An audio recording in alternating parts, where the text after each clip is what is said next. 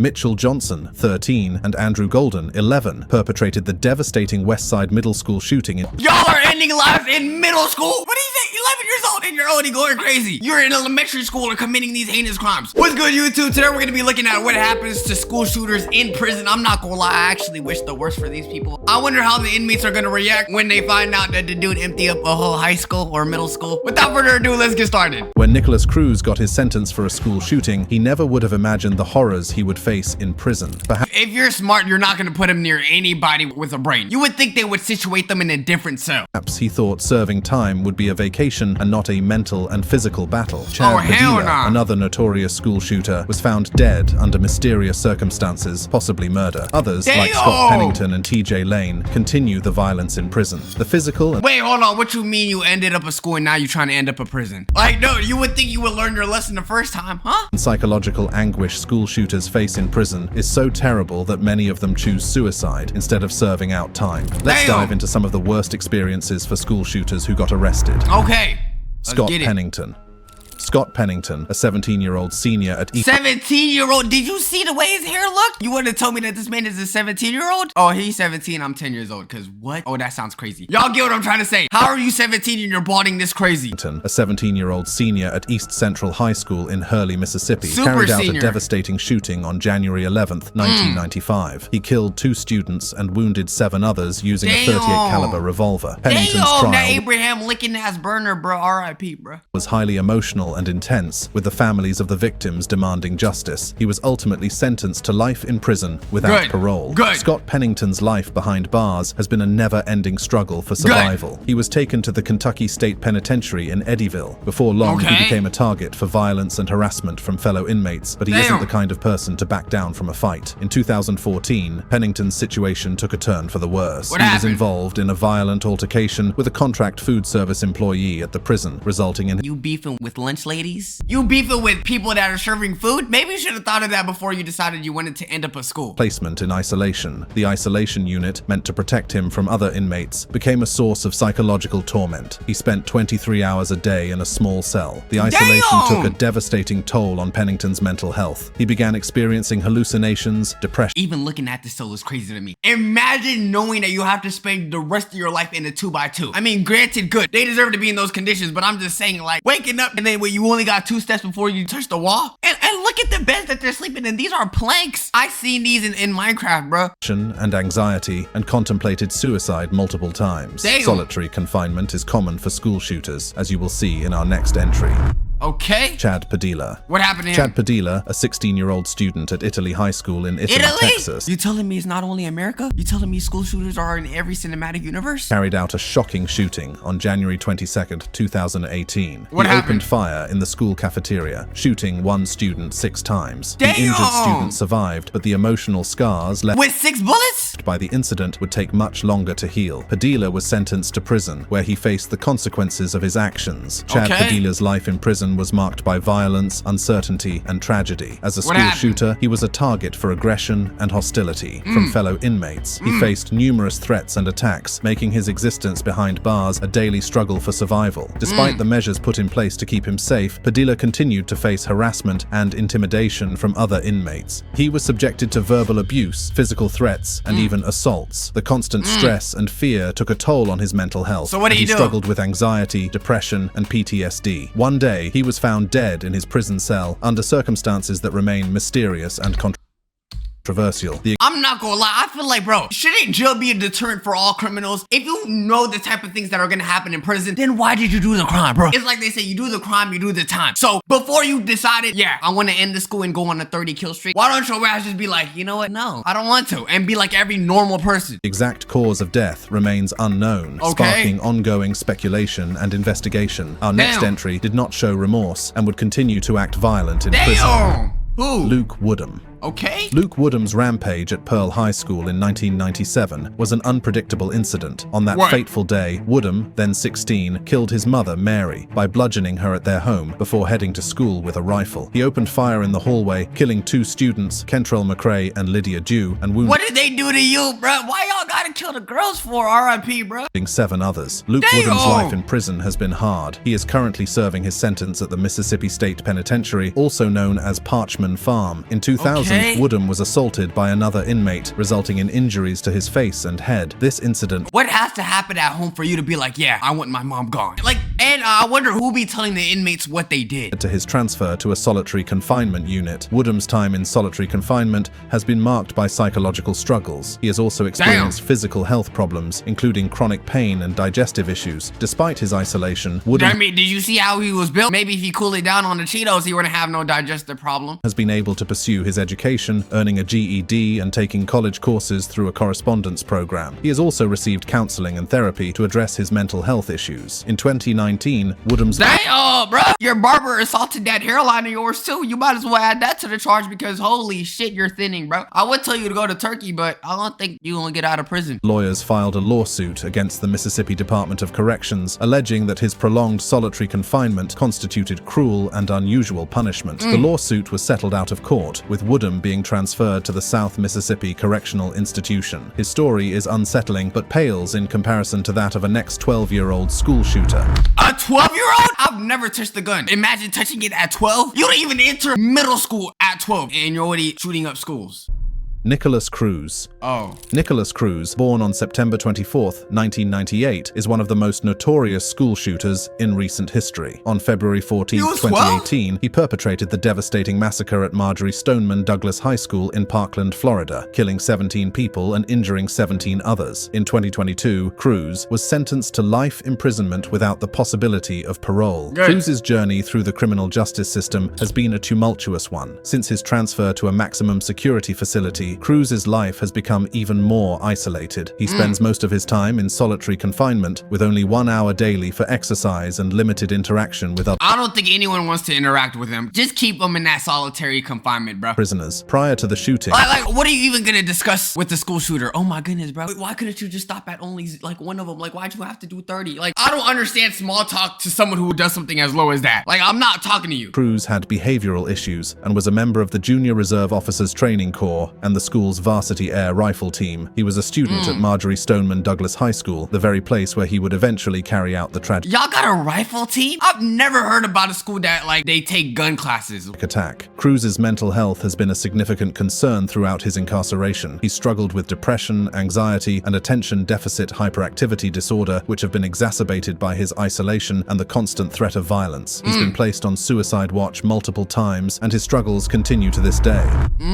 Charles Andy Williams. Yo, how much school shooters are there? Like, I know we're probably at like the 4th one or something, but like, damn, what's with y'all in America and trying to shoot up a school every year? Charles Andy Williams, a 15-year-old student at Santana High School in Santee, California, carried out a devastating school shooting on March 5th, 2001. Williams, who was Damn! reportedly tired of being bullied, killed 2 students, Brian Zucker and Randy Gordon. I'm sorry, but with that bull-ass cut, your ass deserved to get bullied. That's not what I meant to say, but granted, you should have never ended a school, bruh. Come on, all you have to do was change that nut-ass cut of yours and maybe everyone would have started treating you well. Who was reportedly tired of being bullied, killed 2 students, Brian R.I.P. Zucker and Randy Gordon, and injured 13 others. In the weeks leading up to the shooting, Williams had attempted to seek help from a school counselor, but was told to return to class due to a full office. He told a school security guard that he was going to bring a gun to campus, but these Damn. claims have not been substantiated by evidence. On the day of the shooting, Williams brought an 8-shot 22 caliber Arminius HW7 revolver Call of Duty ass gun. Why this shit have a long ass name for it, bruh? You know this shit dangerous if it has, what, 8 words in it? to school and began firing in the hallway and courtyard. The shooting lasted approximately 15 minutes, with Williams Damn. firing multiple shots before being Damn. subdued by a school security guard. Williams was arrested and later sentenced to 50 years to life in prison. According to Damn. reports, Williams has been serving his sentence at the Richard J. Donovan Correctional Facility in San Diego, California. While in prison, Williams has What? been involved in several altercations with other inmates and has spent time in solitary confinement. He was denied parole in 2006 and 2019 and was involved in a fight with another inmate in 2011. Williams' family was part of the problem, much like our next school And then y'all are taking a photo with him? I'm sorry, bro. If that's how my son went out and he goes to jail, ending up at school, we're not talking at 15. I was playing Fortnite at 15. shooter,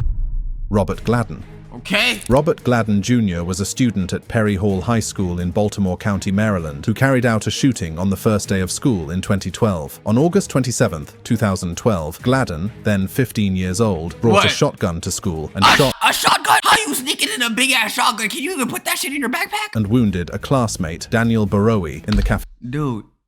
cafeteria. Borowi, a 17-year-old special education student, You put a shotgun and try to end a student that's disabled? What beef do we have with people with Down syndrome? Yo, this gotta be the craziest beef of all time, bro. critically injured but survived. Gladden was arrested and charged with attempted murder and other related offenses. In 2013, he pleaded guilty to the charges and was sentenced to 35 years in prison, with all but 20 years suspended. This meant that Gladden would serve at least 20 years in prison, with the possibility of parole. Gladden's life in prison is highly structured and monitored, with a focus on rehabilitation and preparing him for eventual release. He has been behind bars since 2012, when he was Damn. just 15 years old. He has received psychological treatment and counseling to address his mental health issues, including depression and anxiety. He has also participated in educational programs, vocational training, and counseling sessions to address his behavioral issues and prepare him for re-entry into society. However, his privileges are limited, including restricted access to recreational activities, phone calls, and visitation. He has All I know is please do not let him near anybody that's disabled. If he sees a dude with the wheelchair in the prison cell, I strongly believe he might just push him out of the staircase or some shit. spent periods in solitary confinement as punishment for disciplinary infractions.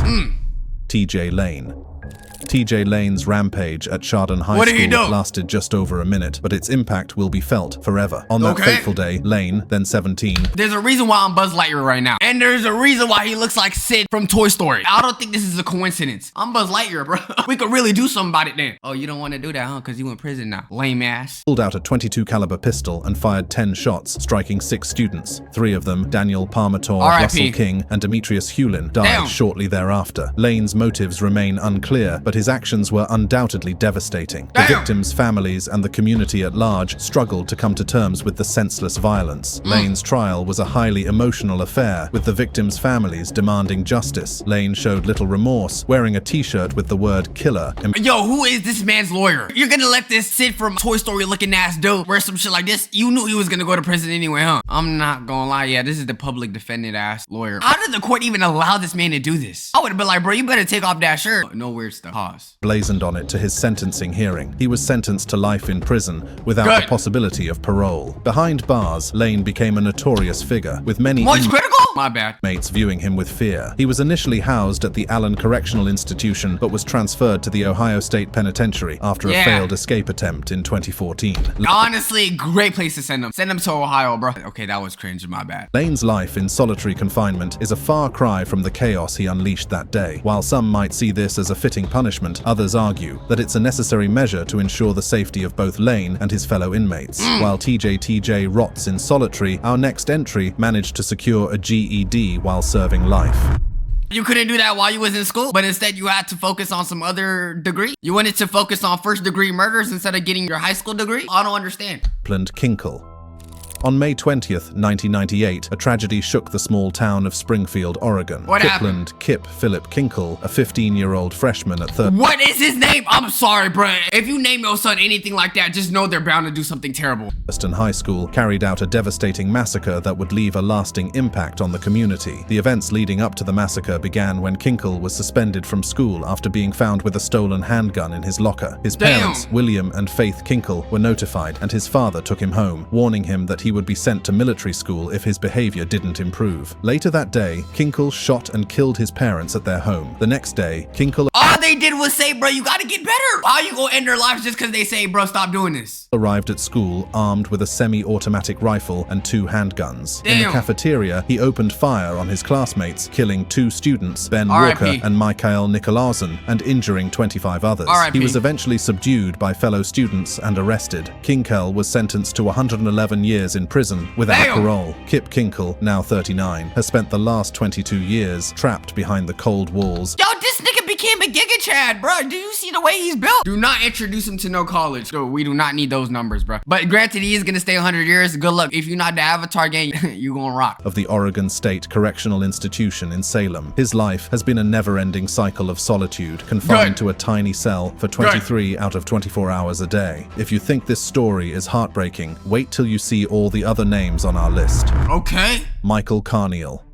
On December 1st, 1996. Why is it always the nerdy looking at dudes that are committing the most heinous crimes, bro? You know what? I always thought it was cool being a nerd, but shit, if they built like this, hey man, don't consider me one. I'm just a chilling dude, bro. 14-year-old Michael Carneal opened fire on a group of students at Heath High School in West Paducah, Kentucky, killing 3 and injuring 5. Carneal was arrested and brought to trial, where he was sentenced to life in prison without parole. Michael Carneal's life in prison has been a never-ending struggle for survival. As a child killer and school shooter, he's been a target for violence and abuse from fellow inmates. He's faced relentless physical assaults, beatings, and threats. The psychological torment has been equally unending, with constant harassment and intimidation. The prison environment is harsh, and word gets around quickly. He has spent years in solitary confinement, isolated. Look at him, bro. If you were to tell me that this man was gonna end the school, I would have been like, you're lying. You don't look like it. From the general population for his own safety. But even that hasn't been a this man aged so horribly within 2 days.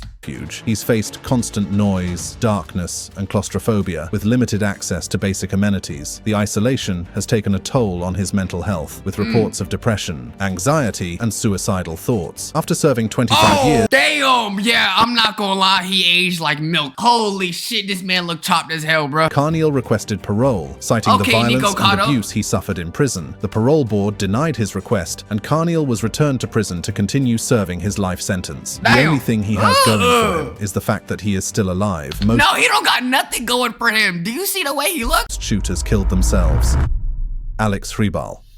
Alex Hribal was a 16-year-old student at Franklin Regional High School in Murraysville, Pennsylvania, who carried out a mass stabbing attack on April 9th, 2014. Armed with a pair of 8-inch kitchen knives, Hribal stabbed and slashed 20 students and a security guard, leaving 20? Bro, you would think with someone with a knife that people can easily subdue that, but 20? Yo, was this nigga like Usain Bolt? Why did it take them that long to stop him? 4 students with life-threatening injuries. Fortunately, all the victims survived. Hribal was arrested and charged with attempted homicide, aggravated assault, and other related offenses. In 2017, he pleaded guilty to the charges and was sentenced to 23.5 to 60 years in prison. His life is a far cry from the freedom and possibilities he once knew. Behind bars, Hribal's days are filled with the reality of his actions. He is surrounded by the cold walls of his cell, a constant reminder of the harm he inflicted on his classmates. Despite the gravity of his crime, Hribal is receiving the help he needs to address the underlying issues that led him down this path. He is engaged in regular counseling sessions and therapy groups, working to confront his depression, anxiety, and personality disorders. But rehabilitation comes with a price. I'm not gonna lie, I feel like rehab groups in prison gotta be crazy, bro. Imagine you with a bunch of like crazy criminals and a dude just said, oh yeah, my crime was I massacred 50 people. I'm sorry, I'm not gonna wanna do anything with you. I only came here because I stole a backpack. You in here because your ass did a GTA crime spree. Why would I make you feel better about yourself? You are a horrible person, bro. Hribal's privileges are limited, and his every move is closely supervised by corrections officers. As the years pass, Hribal will have ample time to reflect on his actions and the lives he forever changed.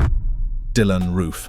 What? Dylan Roof's name is forever linked to a tragic event in American history. On June 17th, 2015, Roof, a 21-year-old white supremacist, opened fire at Emmanuel African Methodist Episcopal Church in Charleston, South Carolina, killing 9 African-American parishioners, including senior pastor Clementa C. Pinckney. Roof was apprehended and faced legal consequences, including a highly publicized trial where he showed no remorse and was sentenced to death. Had he not received the death sentence, Roof would have faced life in prison without parole, where he— Oh, you better hope there's gonna be no black prisoners. Yo ass would have got the beats. He would have been isolated and vulnerable to hostility from inmates. He is currently serving time in ADX Florence, where he spends his days in solitary confinement, isolated from the world he once sought to divide. His cell, a small, sterile space, is his home for 23 hours a day. The only exceptions are brief moments of supervised recreation and limited visitation from approved individuals. The maximum security wing is his permanent residence, a place where the most dangerous and high-profile inmates are housed.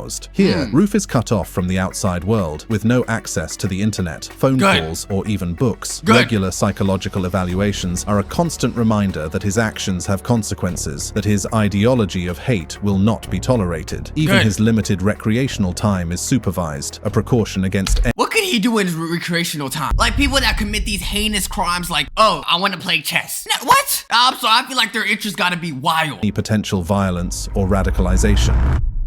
Mitchell Johnson and Andrew Golden. 2 people? On March 24th, 1998, Mitchell Johnson, 13, and Andrew Golden, 11, perpetrated the devastating Westside Middle School shooting in Jonesboro, Arkansas. Y'all are ending lives in middle school? What do you think? 11 years old and you're already going crazy. You're in elementary school or committing these heinous crimes. Do you even know, like, multiplication yet? Do you even know PEMDAS? And you already ending lives. That's not what we meant when we said subtraction, little bro. The 2 boys, who were reportedly motivated by a desire for notoriety, pulled a fire alarm and then opened fire on students and teachers as they evacuated the building. The tragic attack resulted in the deaths of 4 students and 1 teacher, with 10 others injured. R.I.P. The young ages of the perpetrators and the premeditated nature of their crimes were shocking. The boys were arrested and held in juvenile detention facilities, where they awaited trial. Given their ages, Johnson and Golden were tried as juveniles, and the court handed down the maximum sentence allowed under Arkansas law at the time, confinement until they turned 21. Mitchell Johnson was released from the Arkansas Juvenile Assessment and Treatment Center in August 2005, while Andrew Golden was released in May 2007. Upon their release, both boys were placed on supervised probation and were prohibited from contacting the victims' families. No, they need to spend more time in jail. What? Each other. However, Johnson's life after release was marked by further legal troubles. In January 2007, he was arrested for possession of a firearm and marijuana, leading to a 4-year sentence in federal prison. Additional charges for theft and possession of a controlled substance in 2008 resulted in further incarceration.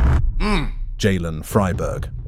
On October 24, 2014, Jalen Freiberg, a 15-year-old freshman at Marysville Pilchuck High School in Washington, carried out a devastating shooting in the school cafeteria. Jalen had planned the attack in advance, inviting his friends to lunch before pulling out a Beretta handgun and opening fire. He shot 7 students, killing 4: Zoe Galasso, Gia Soriano, Shaylee, Chuckle Maskett, and Andrew Freiberg, his cousin. 3 others, your cousin? You ain't even spare your cousin's life? Yo, bro, this man is weird. Were wounded. Karen Parks, his cousin, Nate Hatch, and Carmen Reyes. As police responded to the scene, Jalen took his own life with a self-inflicted gunshot wound. The victims included 2 of his cousins, Andrew Freiberg and Karen Parks, who were among those killed. Karen had tried to intervene, attempting to calm Jalen down before he began shooting. In the aftermath of the tragedy, authorities investigated how Jalen Freiberg had obtained the weapon used in the shooting. The investigation led to the arrest and conviction of Jalen's father, Raymond Freiberg, in 2015. Raymond was found guilty of illegally purchasing and possessing the gun used in the shooting, as well as additional firearm-related. If I have a gun, bro, especially if I know I'm in a good neighborhood and I have a child, you won't see me have a gun in my household, bro. And if so, it's gonna be placed in the craziest safe possible. I don't understand why y'all are having this accessibility for your children to get guns. That's crazy. If my child had a gun below age 18, I'm slapping him. I'm slapping him. Okay, I'm not doing that. But his ass in trouble. Offenses. He learned a hard lesson, unlike our next shooter, who continued his violence even in prison. Jose Reyes. Jose Reyes, a 12-year-old 7th grader, opened fire at Sparks Middle School in Nevada on October 21st. A 7th grader, all right, bro. Apparently, in America, people at age 10 are willing to commit these atrocities because how are you doing this at 7th grade? 2013. I don't think I even had a kiss in 7th grade. Well, I haven't had one for 23 years, but...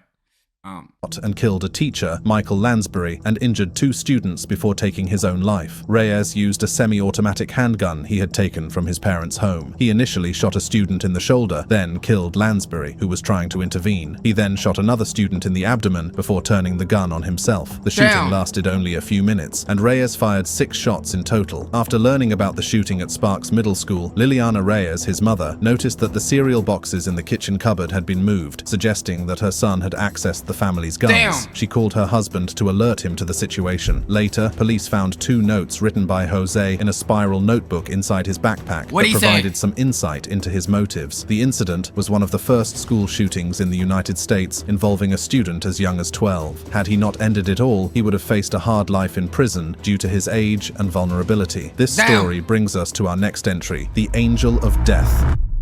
Jeffrey Weiss. On March 21, 2005, the community of Red Lake, Minnesota was forever changed when 16-year-old Jeffrey Weiss carried out— Look at this goofy ass haircut. Y'all trust anybody with these horns? The reason why he went on a shooting spree is because that nut-ass barber told him this is okay. It is not okay to look like this. One of the deadliest school shootings in American history at Red Lake High School. Weiss, who had struggled with tragedy and turmoil throughout his life, killed several people. Weiss's troubled upbringing included the loss of his father to suicide 4 years earlier, earlier, and his Damn. mother to a car accident that left her with Damn. severe brain damage. He was raised by his grandfather, a tribal police officer, and his grandfather's girlfriend, whom he killed along with his grandfather before heading to the school. Vines Damn, bro, you just want your whole family lineage to end. had a history of disciplinary issues and was known for drawing skulls and swastikas, expressing admiration for Hitler and calling himself the Angel of Death. At the school, Weiser Hey, you know Angel, bro, you just dead. targeted students and staff, killing and injuring many before engaging in a shootout with police. He eventually took his own life in a classroom. In total, Damn. Weiser killed 9 people and wounded R.I.P. 7 before taking his own life. The lives R.I.P. lost included his grandfather, his grandfather's girlfriend, a security guard, a teacher, and 5 students. Some believed death was a mercy for him compared to the mental and physical anguish he would have faced in prison had he lived. Yes, definitely. Eric Harris and Dylan Klebold. Another duo? On April 20th, 1999, Eric Harris and Dylan Klebold, 2 seniors at Columbine High School in Littleton, Colorado, carried out a devastating attack. They killed 13 people, injured 24 others, and then took their own lives by suicide. Coward. Harris, 18, and Klebold, 17, had planned the attack for over a year, using firearms, explosives, and incendiary devices. They targeted their peers and teachers, causing widespread destruction and chaos. The attack lasted approximately 49 minutes, ending with the pair's suicides in the library. For the families of the 13 who lost their lives, the pain and grief were unbearable. They struggled to I feel like that Columbine High School low-key triggered so many other like school shootings without them even really realizing that. Like, I'm not gonna lie, they deserve to go to hell. come to terms with the senseless loss of their loved ones, and many turned to the legal system in search of justice. Mark Maines, the individual who sold a gun to Eric Harris and purchased ammunition for him, was Why? sentenced to 6 years in prison for his role in enabling the tragedy. Should've Philip got more. Duran, who introduced Harris and Klebold to Marnes, also faced prison time where they probably suffered unimaginable horrors. Eric Harris and Dylan Klebold will forever be remembered as mass murderers, just like our next entry who killed 32 people. 32? Seung- No, is that like a world record? 32 students in America? Or no? Seung Hui Cho, Oh a my. 23-year-old senior at Virginia Tech, carried out one of the most devastating mass shootings in modern American history on In April America? 16th, 2007. In a span of What? just a few hours, Cho took the lives of 32 people, How? injured 17 others, and forever scarred the community of Blacksburg, Virginia. The attack was meticulously planned and executed, with Cho targeting 2 specific locations on campus. He first killed 2 students in a dorm room, then moved on to a nearby classroom building where he took the lives of 30 more people. The police were able to identify Cho through fingerprints left on the weapons used in the attack. In the aftermath of the tragedy, a manifesto and videos sent by Cho to NBC News revealed the depth of his anger and resentment. His writings spoke of a desire for revenge against a world he felt had wronged him. Okay, but what did they do to you? They did not know your ass, bro. You did not exist to them. They don't even know your name. So how did they affect your life in any way? And a need for infamy and notoriety. If Cho had survived the attack, he would have faced life in prison without parole. Instead, Cho took his own life as the police Coward. closed in, leaving behind a trail of devastation and R.I.P. heartbreak that would be felt for years to come. Anyways, YouTube, that is what happens to school shooters in prison, man. Let me know what y'all think. How do y'all think they should be treated in prison? Join us on Discord, catch us on Twitch. RIP to all the victims. Stay safe. Waxer for life. Love y'all. Peace.